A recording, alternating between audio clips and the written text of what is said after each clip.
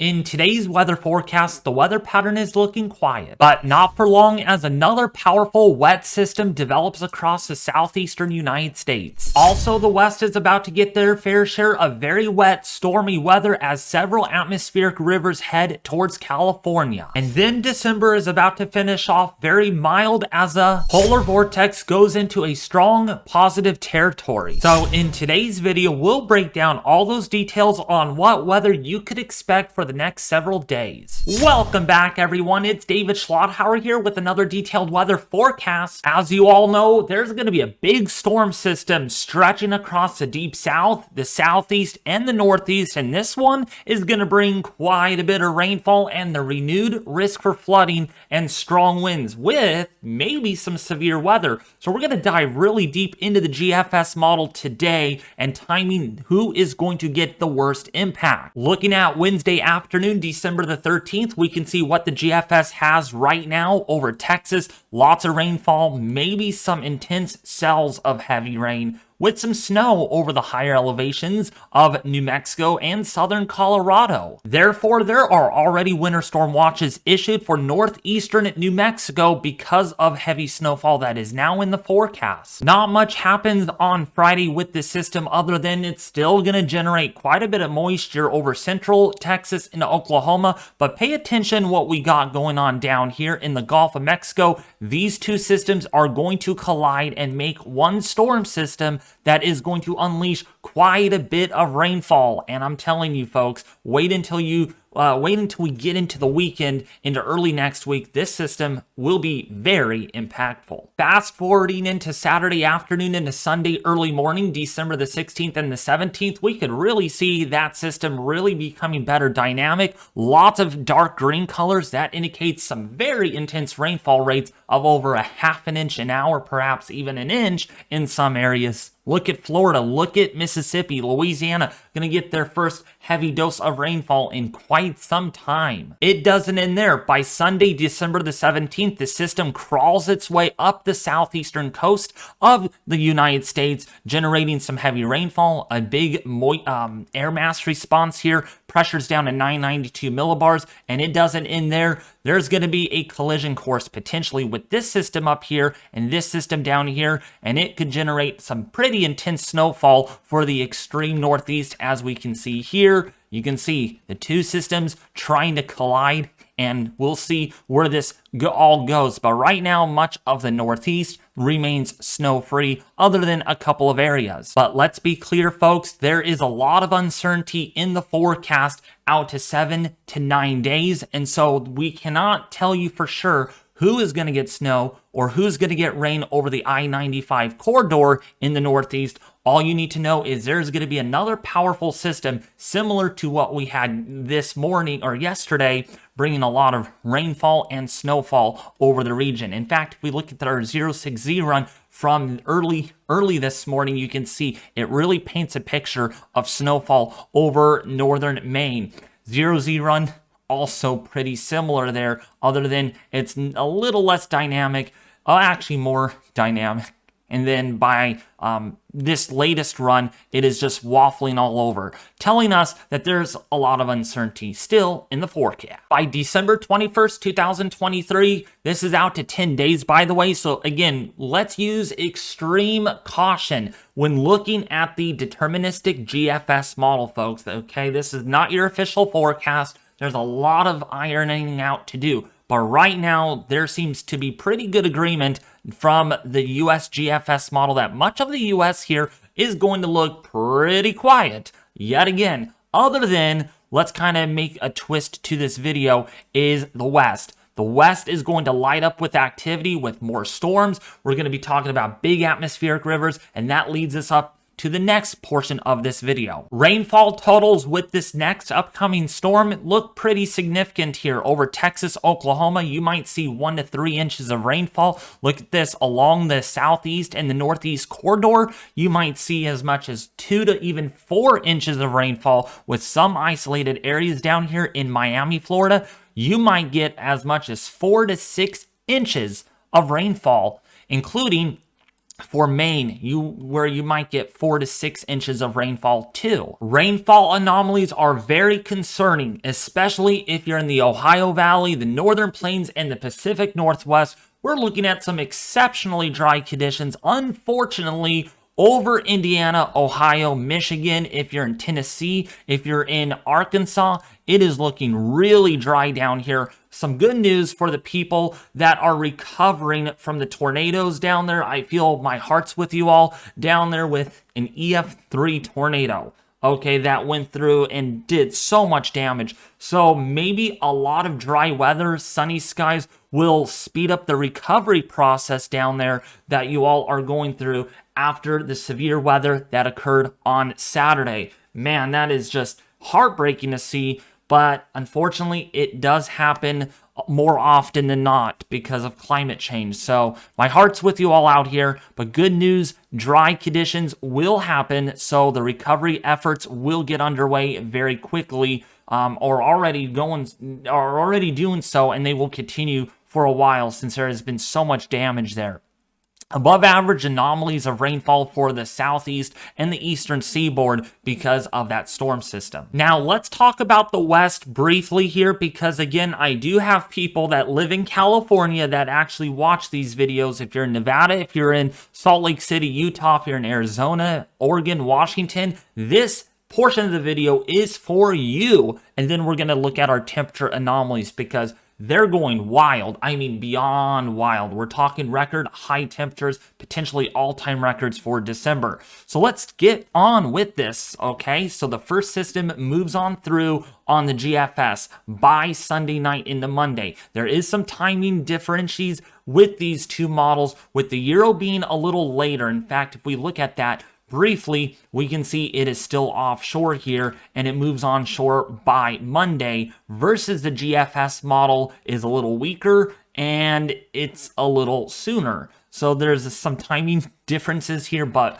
once we get past this anemic, uncertain forecast, things are going to get more wilder than quieter, okay? By Thursday, December 21st, the next AR system moves onshore, bringing a lot of rainfall. But of course, there's a lot of uncertainty here, folks, because of the wavy pattern that we're in. But there is some light at the end of the tunnel here that it looks like the last 3 model runs from the GFS have trended very wet for this system, and windy too. And then going forward in time, potentially, we're just going to get hit with a lot more active weather, while much of the east will remain very quiet, as it did in late December and early January of last year because of the amplified pattern across the west with storms, heavy snow, strong winds.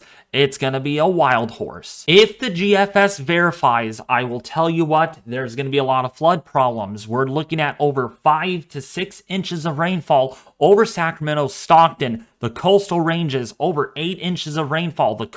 If you are in the Sierra Nevada mountain range, including the foothills, you could see anywhere between 8 to 10 inches of rainfall. And there's 13 inches there on the GFS plot. So we're looking at a lot of needed moisture. We're well behind schedule as far as this El Nino goes, and we could really use a lot of the water falling from the sky to water our plants, to water the soils, to water the agriculture, because we really need it bad. It's looking so good for California that some of these anomalies are off the charts. In fact, the teal blue colors do indicate 5.5+ inches above normal over the coastal range mountains, over the Central Valley, over the Sierra foothills and mountains, well above average. And yes, wait until I show you this climate prediction center towards the very end of the video. It really matches up with below average anomalies potentially likely or are expected over the Pacific Northwest. You guys do need to dry out up there,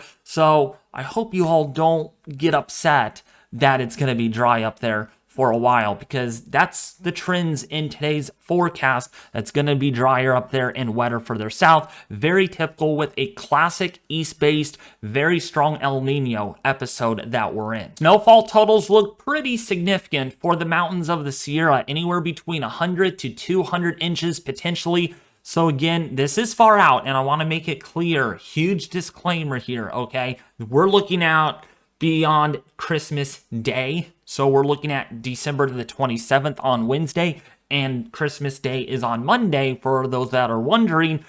This is very far out, and we do not exactly know if this is going to verify or not. But if it does, there's going to be a lot of mountain travel impacts, a lot of road travel flights possibly being canceled or delayed because of these frequent storms, powerful storms, wet storms impacting much of the Intermountain West, including the Four Corners there. You could see a lot more snow to come by the end of December if this verifies. Now, another portion of this video is a big deal. These temperature anomalies, folks, are very, very concerning. And I don't say this very lightly. And some of you in my past videos says, dude, this is not even extreme. Come on, this is typical. No, it's not typical, folks. Look at it for yourself. Literally, go to Tropical Tidbits or go to Weather Bell if you have a subscription and look at this for yourself. Okay, temperatures are going to be nearly or near historic values. Definitely record-breaking temperatures on a daily basis for many areas here, especially the further north you go is where I think we'll have the best chances of records to be broken. This is from the Euro, okay? And the Euro, I'm using this because, for one thing, this is the ensemble forecast. So this is looking at 51 different possibilities. And the average here is that most of those members are indicating that temperatures are going to be well above average over Canada. If you are not in Nova Scotia, never mind. If you're in Alberta, if you're in Saskatchewan, if you're in British Columbia, even across Hudson Bay, Quebec, Ontario, Canada. This is not good. Come on. Where is winter? You're not going to see a white Christmas, by the way. So if you are hoping to see snow on Christmas Day, probably not even going to happen this year because of the pattern that we're in. And you can see days 6 and 7, temperatures above average. But look at this. Towards the end of the forecast, it comes on back in. Again, look at temperatures here in the gray. By the way, that's over Saskatchewan, Manitoba. These temperatures are anywhere between 19 to 25 degrees above average. And this is an ensemble forecast, folks. The deterministic, I don't like looking at temperatures this far out with the deterministic. I always like looking at the ensembles. And I mean, it's above average everywhere you look on the map, but it's especially concentrated over the northern tier of the US and especially over Canada, where again, we could see daily records to be broken or tied, or we might even see all-time records to be tied or broken up there by the time we kind of close out December. It's going to be very warm, even into the 26th of December. I mean, lots of red here, not what you want to see on Christmas Day on a daily average. Temperature's just going to be way too warm. If you want to find at least near average temperatures, you're going to have to go to California. That's where we're going to have a lot of rainfall, storms, snowfall in the higher elevations. I guess this is where we might see a white Christmas instead for this go around if you're looking for snow. And of course, in the Four Corners. If that's not enough, even the GEFS, the Global Ensemble Forecasting System, the GEFS, is even on board with the same outcome like the Euro. Not as bullish, I guess, up here, but still, same outcome here. Really warm over the next 10 to 15 days. And that is well reflected with the Climate Prediction Center. They're even agreeing with my forecast. Look at this, an 80% chance that Bismarck, Sioux Falls, Des Moines, if you're in Cheyenne, Denver, will have temperatures above average. There's pretty much at this point, you're going to see it because it's an 80%. And if that's not enough, there's only like a 5% chance or less that you could see below average temperatures. So the odds are very high right now that it's going to be very warm across the entire country, unless you are down there across Florida and southern Texas, where it's going to be near average. The 8 to 14 day forecast, very similar. I mean, look at this. Some portions here like Iowa and Minnesota, including for Wisconsin, you're going to have well above average chances for temperatures for the next 2 weeks. And if that's not enough, the 3 to 4 week outcome here is looking at above average. So yes, essentially into early January, you're not going to see any Arctic outbreaks for right now. I don't see anything that would alert me to any Arctic outbreaks. It's going to be nothing. Just don't worry about it, folks. Just ignore the Arctic outbreaks because you're not going to see anything anytime soon yet. Precipitation-wise, very dry and warm. Okay, this is very concerning. Absolutely, this could really make the drought a lot worse, especially if you're in Louisiana, Mississippi, Tennessee, Arkansas. This is where the drought is at its worst. Even in southern portion there of, say, Indiana and Illinois, not so much good news there. I mean, this is very dry. 60% chance that you're going to have below average precipitation. Okay, I mean, that's a very likely chance that it's going to occur. Wetter than normal conditions if you're in the southeastern U.S. Also, if you're in the west, wetter than normal conditions are expected. Not only that, the 8 to 14 day forecast really highlights this. I mean, look at California here. There is a greater than 60% chance that it's going to be wetter, while much of the northern plains and the Great Lakes will remain with below average chances for rain or snowfall. So this go around, no white Christmas is in the forecast. To make things worse, even the next month looks pretty dry over the Great Lakes and also for portions of the northern plains like Montana. Unfortunately, you're just not going to get much in the way of rainfall, and some of the ensembles, unfortunately, just for reference, for Illinois, Indiana, and Ohio could get less than 1/10 of an inch of rainfall over the next 17 days. That is concerning, and if you don't believe me, you could go ahead and ask Ethan B. I'm hoping he leaves a comment here. You can reply to him, and we talked about this last night, and there is pretty good agreement that that's going to occur. So if you're wishing for big storms, not going to happen, folks. I'm so sorry about giving you the bad news. Another thing that I wanted to show you all is my Sacramento Weather Center office. I'm going to go through this briefly. All right, you can check that out on my past videos, but there's a link in the description below this video. It is called sacramentoweathercenter.com.